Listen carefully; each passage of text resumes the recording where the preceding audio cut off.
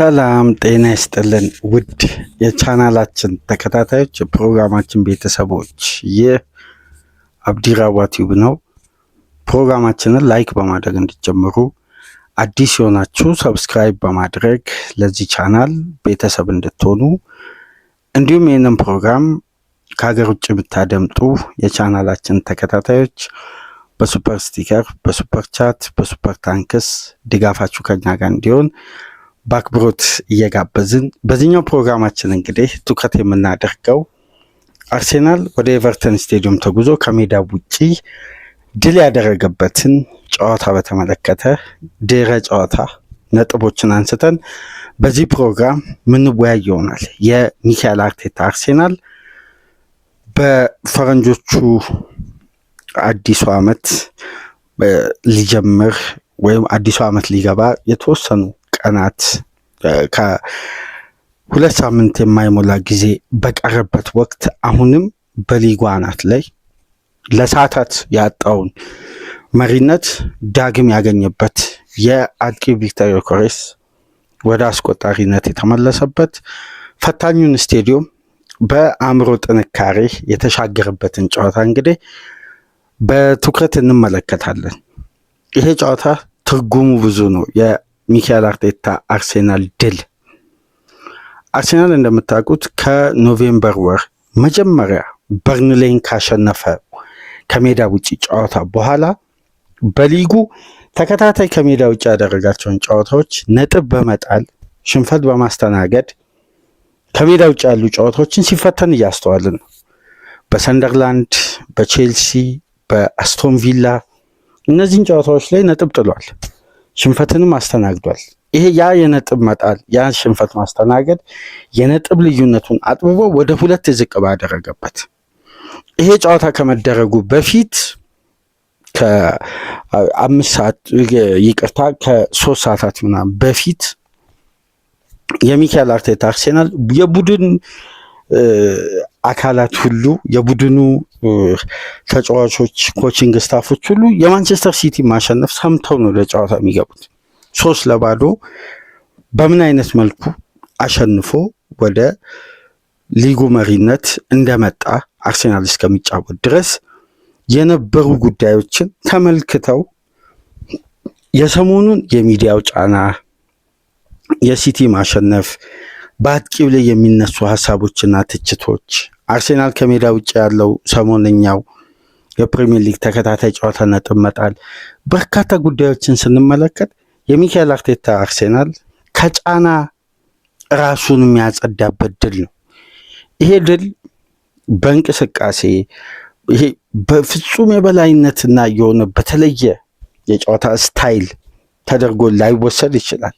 ግን ይህን ጨዋታ ለማሸነፍ የሚያስፈልገው የመጀመሪያ ትልቁ ጥንካሬ በአእምሮ ደረጃ ዝግጁ መሆኑ። የዋንጫ ቡድን በየትኛውም ስቴጅ ላይ ጨዋታን ለማሸነፍ የሚያስችል በቂ የሆነ የአእምሮ ጥንካሬ ያስፈልገዋል። አንድ ቡድን ዋንጫን ለማሸነፍ ከሚያሳያቸው ባህሪዎች መካከል ይሄ 16፣ 17፣ 18፣ 19፣ 20 እነዚህ 4 ተከታታይ የሊጉ ፊክስቸሮች ላይ የሚያሳየው በአካል ብቃትም በአእምሮም ጨዋታን ለማሸነፍ የሚደረገው ጥንካሬና የጨዋታ መንገድ ሁሌም ወሳኝ ምዕራፍ ነው፣ መንደርደሪያ ነው፣ መነሻ ነው። ከዚህ ጨዋታ በኋላ ነው በሊግ ውድድሮች ላይ አንድ ቡድን ስለ ኮንሲስተንሲ፣ ስለ ቡድን ሜንታሊቲ ሊነሳ የሚችለው።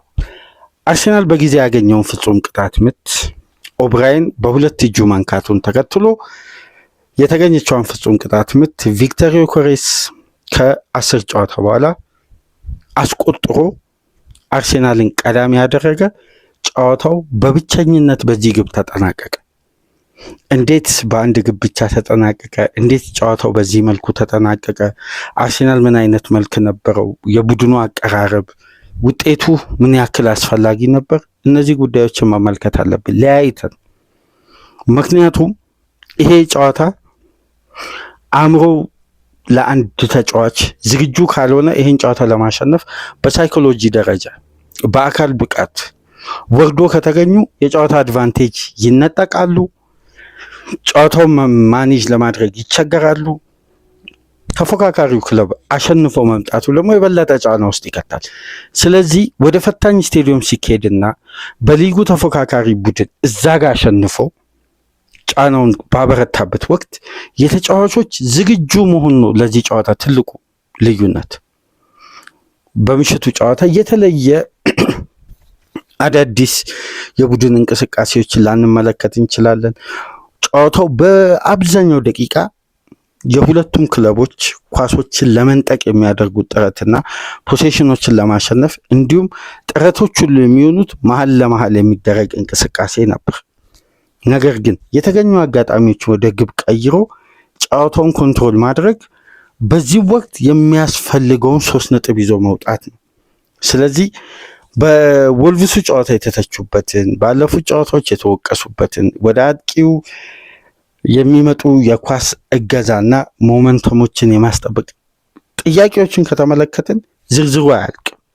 ግን አርሴናል ላይ ሁሉ ጥያቄ ለምን ማንሳት አስፈለገ ብለን ያለፈው ሳምንት ከእንግሊዝም ከሀገራችን ሚዲያዎች ጋር ስንሞግት ነበር። ምክንያቱም ከሚስተዋሉ ጥንካሬዎች ይልቅ የሌሉትን ገና ክለቡ ይቸገራል ተብሎ ይሄ በግምት የሚነሱ ሀሳቦች ሁሌም ውሃ አያነሱም። በሚታይ ነገር መተቸት፣ በሚታይ ነገር ማድነቅ ነው። በሚታይ ነገር መተቸትና ማድነቅ ከተፈለገ ደግሞ አርሴናል ከሚተችበት ይልቅ የጠንካራ ጎኑ የሚስተዋልበት ወቅት ላይ ነው። ስለዚህ ትችቶችን ነጮቹ የሚያበዙበት መንገድ ለኛ ከምናየው ነገር ይልቅ በሌላ አንግል ገና ለገና ቡድን ውስጥ ሊፈጠር የሚችለውን ክፍተትና የሌላው ቡድን ጥንካሬ በማነጻጸር ነው። እስካሁን ድረስ ባለው የሊግ ፉክክር ጉዞ አርሴናል በልዩነት በአእምሮ ይሄ ሜንታሊቲ ያለፈው ሳምንት ውድ አድማጮች በደንብ የሀገራችንም የውጭንም ሚዲያ ሙሉ በሙሉ ተመልከቱ። ስለ ዊኒንግ ሜንታሊቲ ነው የሚያወሩት። ጨዋታን የማሸነፍ የአእምሮ ጥንካሬ፣ ስለ ቻምፒየንስ አይደንቲቲ ነው የሚነሳው። አርሴናል በጊዜ በቪክተር ዮኬሬስ ቀዳሚ ሆኖ ያን የአንድ ግብ ማርጅን አንድ ኢላማውን የጠበቀ ሙከራ ሲያስተናግዱ ማጠናቀቅ ምንኛ ጥንካሬ ነው ይሄ! ታዲያ ይሄ እኮ በሙሉ 96 ደቂቃ ስለ ጌም ኮንሰንትሬሽን ነው የምናነሳው። ጌሙን በትኩረት ማኔጅ ማድረግ፣ ተደጋጋሚ ሙከራ መቀጥቀጥ፣ ብዙ የደጋፊን ይሄ ከወንበር እየተነሱ የመደገፍ ስሜታዊነትን የሚያጋግል እነሱ ጉዳዮች በነገራችን ላይ ሜንታሊቲ ላይ ኳሶች በተሳቱ ቁጥር፣ እድሎች በባከኑ ቁጥር፣ አጋጣሚዎች ከእጅ በወጡ ቁጥር ተጋጣሚ ሰርቫይቭ የሚያደርግበትንም እድልን በተቃራኒ መፍጠር። ግን ጌሙን በሁለቱም መንገድ ኮንትሮል እንደማድረግ ጥንካሬ የለም። የሲቲ ማሸነፊያ መንገድ እዛ ጋር ከዌስትሃም ጋር ያየነው ሊያስፈራ ይችላል። አንዳንድ ሳይዶችን ደግሞ ካየን በአእምሮ ደረጃ ዝግጁ መሆን ሁሌም በዋንጫ ፉክክር ወቅት አንድ ቡድን በዘላቂነት የማሸነፍ ሞመንተሙን ይዞ እንዲቀጥል ከሚያስችሉ ጉዳዮች መካከል በዋነኝነት የሚጠቀስ ነውና አርሴናል በአጥቂው ቪክተር ዮኬሬስ ብቸኛ ግብ ማሸነፉም ለአጥቂው ትልቅ በራስ መተማመን ነው። ምክንያቱም በኔ ግብ ቡድኔ በሊጉ አናት ላይ መቆየት ችሏል የሚለው ሳይኮሎጂ እንኳን ቀላል የሚባል አይደለም። ይሄ ተጫዋችን ሚዲያው ተውት፣ ትናንትና የሰራ ነው ፕሮግራም ትኩረት የነበረው በዚህ አጥቂ ዙሪያ ነው። ከትናንት በስቲያ ሚዲያው ከፍተኛ ጫና አርሴናል እየፈጠረ ነገር ግን አርሴናል ለጉዳዮች መልስ እየሰጠ ጉዞውን አጠናክሯል። ይሄ ጉዞ እንግዲህ በምሽቱ ጨዋታ 1-0 በሆነ ድል ተጠናቋል። ቪክተር ዮኬሬስ የግቧ ብቸኛ መገኘት ዋነኛ ተጫዋች ነው። በፍጹም ቅጣት ምት ያውም ፒክፎርድንም መረቡንም በጥሶ የሚያልፍ ጠንካራ ፓወር ያለው ሹት ነው በፔናልቲ ማስቆጠር የቻለው። ጨዋታው እንዴት ነበር? አርሴናል በምን አይነት መልኩ ትችትን ተቃውሞን ሃንድል አድርጎ ይህን ሳምንት የተነሱ ጥያቄዎችን በአጠቃላይ አፍ አዘግቶ ዝምታ ያውም ምላሽ የሰጠው በአጥቂው አማካኝነት ነው። ነጮቹ በምን አይነት መልኩ ነበር ሲያብጠለጥሉ የነበረው? ሃላንድ ይህን ያክል ግብ አስቆጥሯል። ሲቲ ከሃላንድ የሚያገኘው ምርት ለአርሴናል ዋንጫ ማጣት፣ አገራችን ውስጥም ይሄ ጉዳይ ይነሳል። አርሴናል ዋንጫ ሊያጣ የሚችለው አንደኛ በአርቴታ ስህተት፣ ሁለተኛ በሃላንድ ይላሉ። የሃላንድ ሂደቱ አስደናቂ ነው። የሲቲ ሞመንተም ግን ታርጌት ማሉ ሃላንድ ብቻ ነው። ቡድን ሳይሆን የሚያስቆጥረው ሃላንድ ነው የሚያስቆጥረው።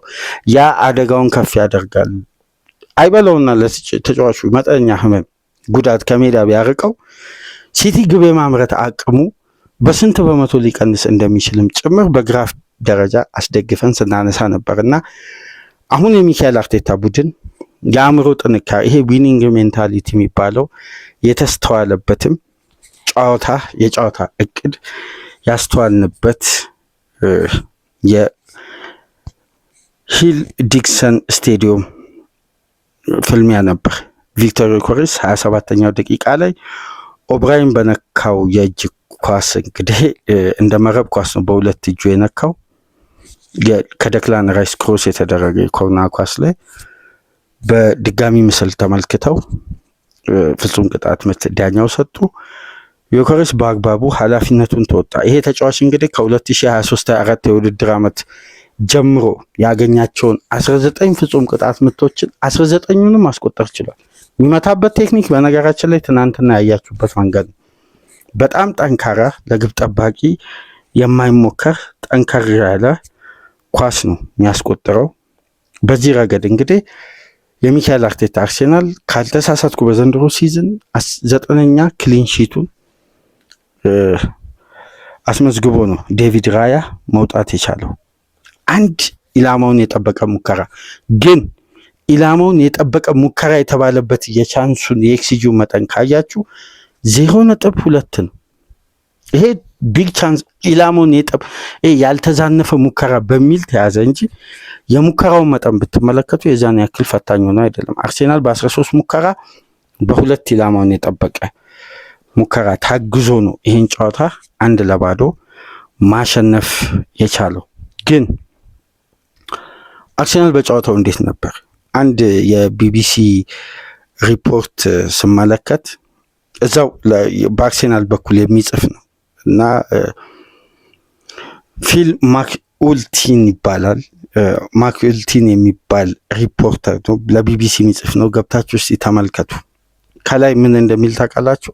አርቴታ ሳይድ ጌት ኤ ደርቲ ጆብ ደን ይላል። ከላይ የጻፈው ናሮ ዊን ብሎ ነው የሚጀምረው። አርሴናል ለተከታታይ ጨዋታ በጠባብ ውጤት እያሸነፈ የመጣበት መንገድ በደጋፊውም በእግር ኳሱን ቤተሰብ ዘንድ ማሸነፉ ተቀባይነት አለው፣ ያሸነፈበት መንገድ ተቀባይነት የለውም ይላል። ሁለተኛ ደረጃ ላይ ደግሞ የሚያነሳው ነጥብ ወልቭስ እና ኤቨርተን ያላቸውን ደረጃ በማንሳት በዚህ ደረጃ ላይ የሚገኝን ክለብ አርሴናል በአንድ ግብ ማርጅን ማሸነፉ ተገቢ ነው ወይ? በሊጉ ወገብ ላይ የሚገኝ 10ኛ ደረጃ ላይ የሚገኝን ክለብና 20ኛ ደረጃ ላይ የሚገኝን ክለብ ያሸነፈበት የጨዋታ ሲስተም በደንብ እዚህ ጋር ልብ ብላችሁ ተመልከቱ። የአርሴናል የማሸነፊያ መንገድ በዘንድሮ ሲዝን ገና 17ኛ ሳምንት ላይ ከግማሽ በላይ ጨዋታዎች በሚቀሩበት የውድድር ዓመት 21 ጨዋታ በሊጉ ላይ ገና ውጪ ወደ 63 ነጥብ አለ። 63 ነጥብ ውጪ ባለበት የዘንድሮ ሲዝን ላይ ስለ ማሸነፊያው መንገድ በስንት አይነት መንገድ ተተች። በቆመ ኳስ፣ ክፍት ከሆነ እንቅስቃሴ አያስቆጥርም፣ የዳይሬክት አታክ ፉትቦል ቡድን ሆኗል፣ የረጃጅም ኳሶች የመጠቀም ቴክኒክ ላይ ያተኩራል። ደግሞ በዚች 16ኛ እና 17ኛ ሳምንት ጨዋታዎች ላይ ደግሞ ምንድነው የማሸነፊያው መንገድ በጣም ጠባብ ውጤት አሳማኝ ያልሆነ ግን በሁለቱም ጨዋታዎች 6 ነጥብ ተገቢ ወደ አርሴናል አካውንት ገብቷል። አሁን ግን ከወልቭሱ ጨዋታ በትናንትናው ጨዋታ አርቴታ ሊደነቅ የሚችልበት ይሄ ስለ ደርቲ ፉትቦል ምናምን የሚሉትን ተዋቸው። ምክንያቱም በደርቲ ፉትቦል ስንቱ የእንግሊዝ ክለብ ኮንትሮል የሚጫወቱትን ፕሮሰስ የሚያደርጉትን ክለቦች እያሸነፉ 3 ነጥብ ሲያገኙ ይሄ የደርቲ አርት ፉትቦል ላይ በብዛት የሚያተኩሩ ስታይሎችን የሚያነሱት በምንድን ነው? በሎ ብሎክ የተደራጀ የመከላከል ስትራክቸር ይላሉ። ጠንካራ ቡድን ደግሞ ሲያሸንፍ ይሄ በዋንጫ ፉክክሩ ላይ አሳማኝ ያልሆነ ድል በሚል ደግሞ በተቃራኒ ያነሳሉ። ስለዚህ እንደ ክለቡ ነው የሚተቹት። አንድ ክለብ አስቀያሚ በሆነ እግር ኳስ ሲያሸንፍ ምኑን ነው የሚያነሱት? ስለ ክለቡ ጥንካሬ፣ ስለ መከላከያው መንገድ፣ የተጋጣሚን ጫና ስለመቋቋም፣ ጌም ኮንሰንትሬሽኑ ይነሳል። የአርሴናል አይነት ቡድን ደግሞ ሲያሸንፍ አሳማኝነቱ ምን ያክል ነው ቫሊዩ በማለት ደግሞ ብዙ ህጸጾችን እያወጡ ይተቻሉ። ስለዚህ በየራሳቸው እይታ ነው የሚያስቀምጡት። እኔ በዚህ ጨዋታ የተመለከትኩት ስለ የማሸነፊያ መንገድ በአእምሮ ጥንካሬ በኩል ነው። ምክንያቱም ሚካኤል አርቴታ 6ኛ ዓመቱን ይዟል። ይሄ ወቅት አካባቢ ነው ከኡናይ ኤምሬ 2019 ክለቡን የተረከበው። ከመጣበት ጊዜ ጀምሮ አንድ በሚካኤል አርቴታ በኩል የሚያስደንቀኝ ድፍረት አለ። ውሳኔውን ሁሌም ቢሆን ይሄ ጥንቃቄ የተሞላው ስጋት ይሁን አይሁን በሚል አይደለም፣ በራሱ ውሳኔ ያምናል። ከውሳኔው ላይ ደግሞ ዝንፍ አይልም። ኃላፊነቱን ሪስኩን 100% ይቀበላል። ሪስኮችን የሚወስድበት ደግሞ አንዳንድ ውሳኔዎች ላይ ደግሞ የሚደነቅ ከተቃውሞ ቡድኑንም ራሱንም የሚያወጣበት እምነት ደግሞ የሚያስደንቅ ነው። ይሄ አእምሯዊ ጥንካሬ ነው። በነገራችን ላይ የሊጉን ጨዋታ በሜዳ ውስጥ ሆኖ ኤክስፒሪየንስ ስላደረገ እንደነዚህ አይነት ውጥረቶችን ለመቋቋም ብዙም አይቸገርም። ምክንያቱም ሜዳ ውስጥ ሆኖ ሊጉ የሚያስፈልገውን ሜንታሊቲ በደንብ አዳፕት አድርጓል። እንግዲህ አሁን በስልጠናው ወቅት ለተጫዋቾች የሚረጨው ጠቅላላ የአእምሮ ጥንካሬ በመጀመሪያ አሰልጣኝነት ኤክስፒሪየንሱ ይሄን ነው። ሜዳ ውስጥ ያለን ጉዳይ እንዴት ሃንድል ማድረግ እንደሚችሉ፣ እንዴት ይሄ አግሬሲቭ ሲስተም፣ እንዴት ይሄ ለማሸነፍ ጠንከር ያለ ከበድ ያለ ተጋጣሚ ሲኖር በየትኛው መንገድ ይሁን 3 ነጥብን ይዞ መውጣት በቃ የመጨረሻ ድምዳሜ ሆኖ ተጫዋቾችን በአእምሮ ደረጃ ቴክኒካሊ ታክቲካሊ ጉዳዮች እኮ በስህተት ውስጥ ርምትን እየተወሰደ ነው እያደጉ የሚመጡት እንጂ አንድ ጉዳይ በቀጣይ ጨዋታ ጭራሽ ተስተካክሎ መጥቶ ፐርፌክት እንዲሆን እግር ኳስ ሂደት ስለሆነ ብዙም አይጠበቅም። ግን በሂደት ውስጥ ድልና ተያያዥ ጉዳዮች እየታረሙ ከድል ጋር እኩል በአንድ መንገድ ሲሄዱ ታርጌት የሚሆነው ዋንጫ ማንሳት ነው።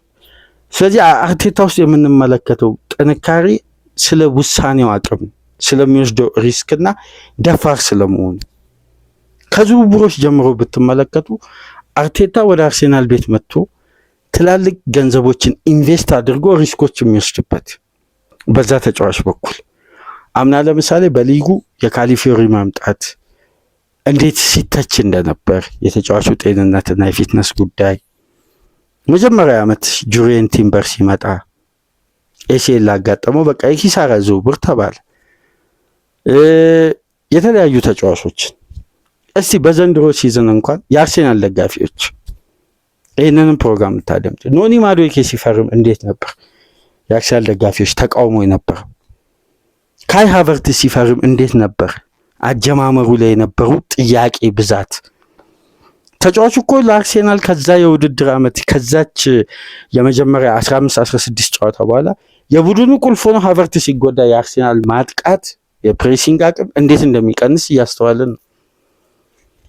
ሁሉም ዝውውሮች ይሳካሉ ማለት አይደለም። ውሳኔው ላይ ጽኑ ነው። በቃ ያለውን አቅም ይሄ ከውጭ ያለውን ጫና የመቋቋምና ሃንድል አድርጎ ያንን ችግር የመሻገር አቅሙ ሁሌም የሚደነቅ ነው እና በዚህ ወቅት የሚያስፈልገውን ይሄ ዊኒንግ ሜንታሊቲ በኤቨርተኑ ጨዋታ ተጠቅሟል። አርሴናል በብዙ የታጀቡ የቀድሞ እንቅስቃሴዎች ሳይሆን ይሄ ጨዋታ የሚያስፈልገው ኮንትሮልና ራስን ተጋላጭ አለማድረግ፣ ከስህተት ራስን መቆጠብ፣ ጨዋታው ላይ የሚያስፈልገውን የፊዚካል አቅምን በአግባቡ ይዞ በእያንዳንዱ የኳስ እንቅስቃሴ ላይ ጥንቃቄና ኤሪያል ዶሚኔት ማድረግ። አሁን የጥንቃቄ ጨዋታው በውበት ደረጃ ምናምን የሚባለው ቢነሱ ነጥቦች ከምን አንግል መሰላችሁ? ትራንዚሽኖችን አለማብዛት፣ ተጋጣሚ ኤሪያዎች ላይ የማሸነፍ አቅሙን እያላላ እንዲመጣ ያደርጋል። አሁን የሚደጋገሙ ፓሶችን አስተውላችሁ ሊሆን ይችላል። ሂንካፔ ለራያ፣ ራያ ለሳሊባ፣ ከዛን ሳሊባ ከላኛው የሜዳ ክፍል ሆኖ ለሂንካፔ እዚኛው ፓስ ያደርጋል። ከዛም በኋላ ካሊፊዮሪ እንደገና ኳሱን ረጋ ብሎ ከሂንካፔ ተረክቦ ወደ ዙቢመንዲ ደግሞ ወደ ኋላ ይመልሳል።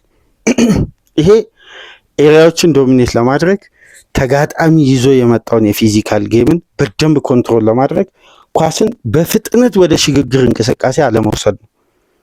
ስለዚህ ያ ቡድን ሪትሙ ምን ይሆናል? ሞር ዲፌንሲቭሊ ያተኩራል። ስለዚህ ያን ቡድን በአካል ብቃት አግሬሲቭ ሆኖ ሊበልጥ የሚችላቸውን ኤሪያዎችን በኳስ በደንብ ኮንትሮል ማድረግ። ክለቡ የሚያስፈልገው ሃይ ኢነርጂ ሳይሆን ዝቅ ባለ ኢነርጂ፣ ዝቅ ባለ ቴምፖ የተጋጣሚንም ኢነርጂ እያወረደ ጨዋታውን ኮንትሮል ማድረግ ነው። አንዳንድ ኳሶች ላይ ካስተዋላችሁ የአርሴናል ተጫዋቾች በአንድ ኳስ 2-3 ተጫዋቾች አግሬሲቭ ሆኖ የኤቨርተን ተጫዋቾች ላይ ቻርጅ ያደርጉና ከነጠቁ በኋላ አጭር ቅብብል ግን ወደፊት አይጓዝም። ኳስ ወደ ኋላ ነው የሚመለሰው። ወደፊት አርሴናል ፋይናል ሰርድ ካደረገው የተሳካ ፓስ ይልቅ በሚድ ሰርድና በራሱ የመጫወቻ ክልል ያደረገው የተሳካ የፓስ ቁጥር ከፍ ይላል። ለዚህ ደግሞ ዋነኛ ምክንያት ጌሙን ኮንትሮል ለማድረግ፣ ምክንያቱም በአንድ ግብ ልዩነት ማሸነፍ የዚህን ጨዋታ የጥንቃቄን አቅምን በደንብ ማኔጅ በማድረግ በኩል ውጤታማ ሆኖ ማጠናቀቅ ነው። አንዷ ግብ የተገኘችበት መንገድ አጋጣሚውን ጠብቆ መቆየት ነው። ለዛ እኮ ነው አርሴናል በትናንት ምሽቱ ጨዋታ ከማጥቃቱ ይልቅ የበለጠ መከላከሉ በቡድኑ በኩል ሲደነቅ የነበረ። የዚህን ያክል ክለቡ በጣም አፈግፍጎ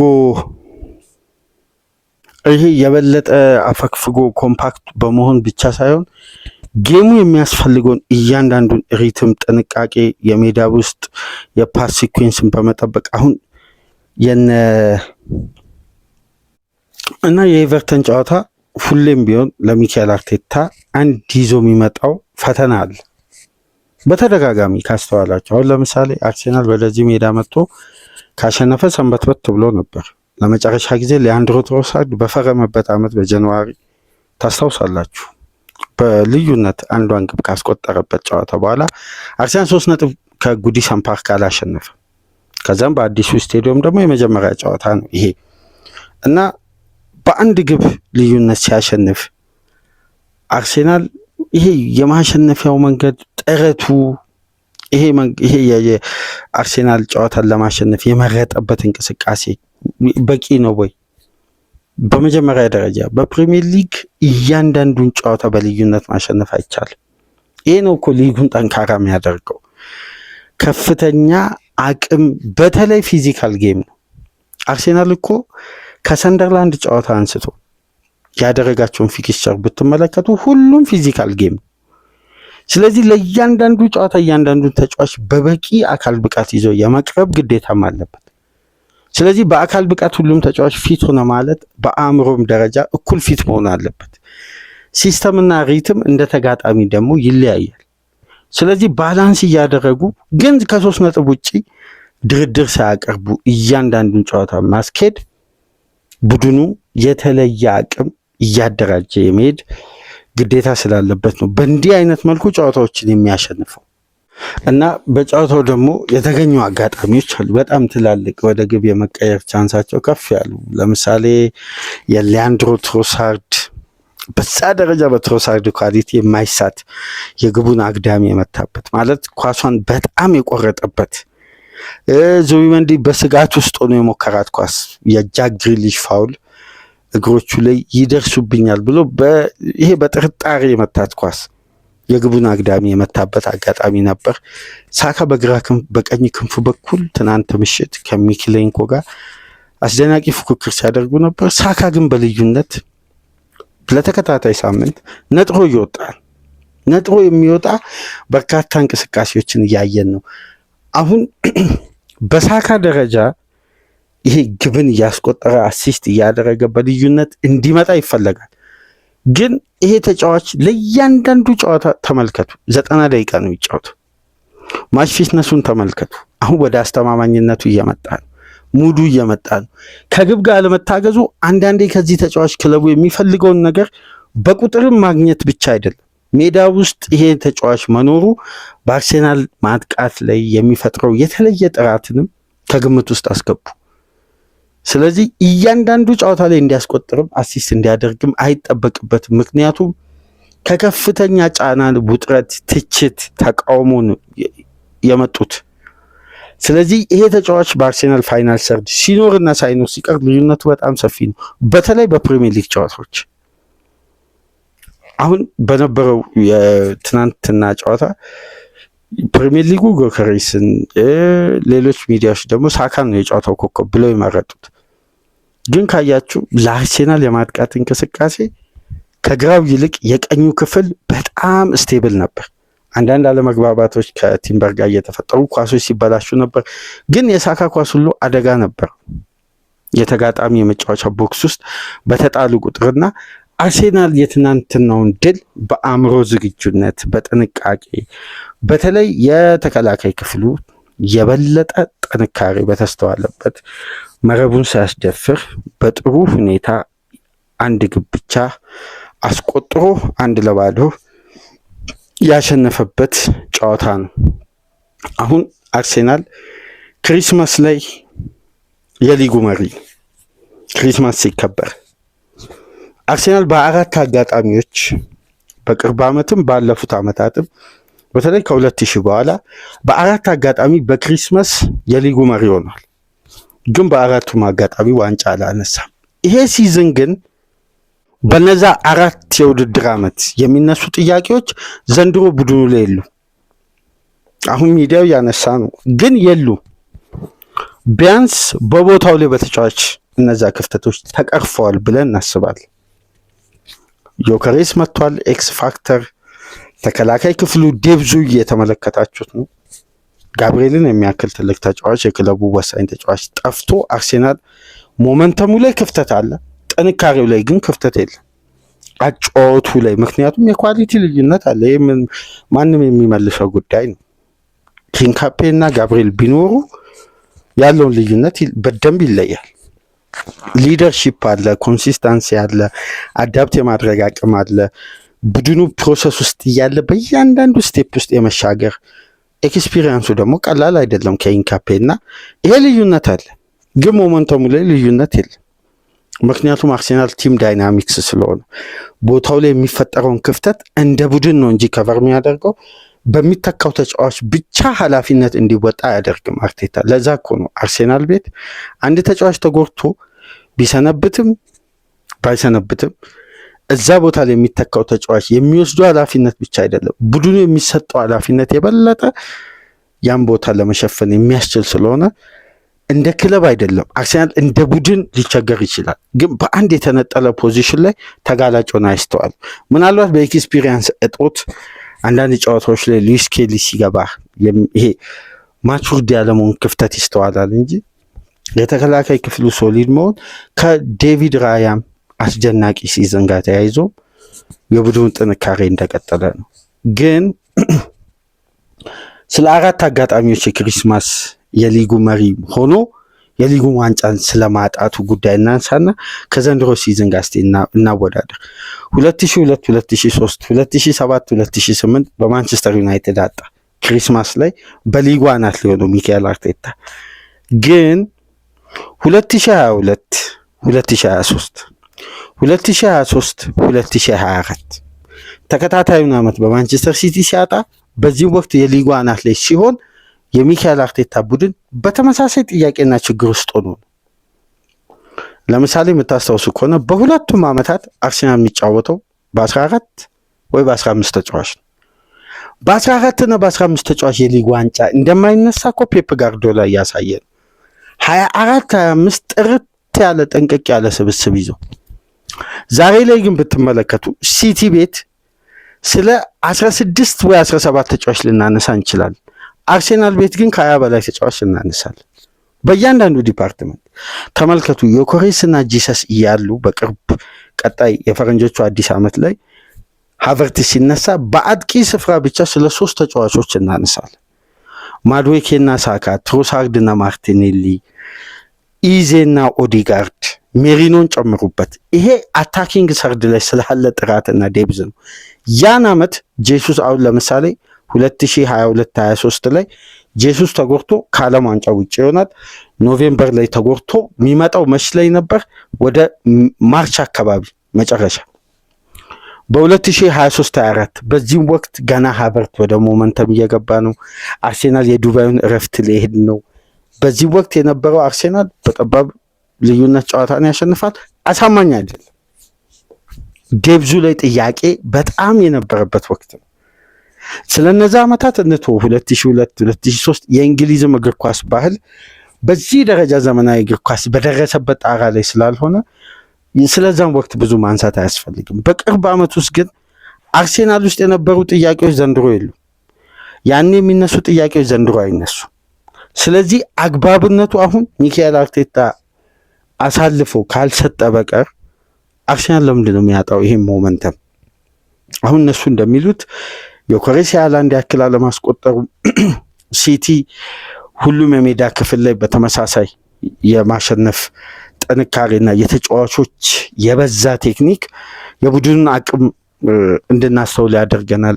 ብዙ በተለይ የሮያን ቸርኪና የፎደን በቅርብ ወራት ውስጥ ያመጡት አቅም በዛ ደረጃ የአርሴናል ተጫዋቾች ክሬት ያደርጋሉ ወይ የሚለው ጉዳይ ቡድን ሲያሸንፍና በተናጠል ተጫዋች ሲያሸንፍ የአንድ ቡድን ጥንካሬ እስቲ በእናንተ እይታ የቱ ነው በዘላቂነት ሊጓዝ የሚችለው? በተጫዋች ብቻ ማሸነፍ 38 ጨዋታን አይቻልም።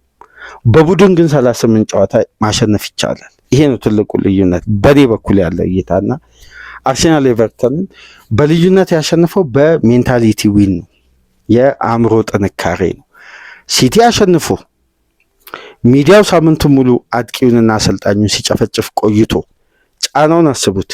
ኤቨርተን ሜዳ ላይ ሄዶ ፊዚካል ጌም ሲያደርግ ከነዚህ ሶስት ጉዳዮች ጋር ተያይዞ ነው ሚካኤል አርቴታ ጣፋጩን 3 ነጥብ በኤቨርተን ሜዳ በተተቸው አጥቂ አሳክቶ የመጣውና ድሉ ብዙ ነው። በአእምሮ ጥንካሬ በኩል ስለ ጨዋታው ውበት ተውት። ሁሌም አሳምኖ ማሸነፍ አይቻልም በፕሪሚየር ሊግ እና አርሴናል ከሜዳ ውጪ ከኖቬምበር 1 በኋላ ለመጀመሪያ ጊዜ ባሳካው ድል ኤቨርተንን 1-0 በዩኬሬስ ፍጹም ቅጣት ምት አሸንፎ ዳግም ወደ መሪነት ለሰዓታት ያጣው መሪነት ዳግም ማግኘት ችሏል በ39 ነጥብ። በክሪስማስ እንግዲህ የሊጉ አናት ሆኖ አርሴናል ያሳልፋል ማለት ነው።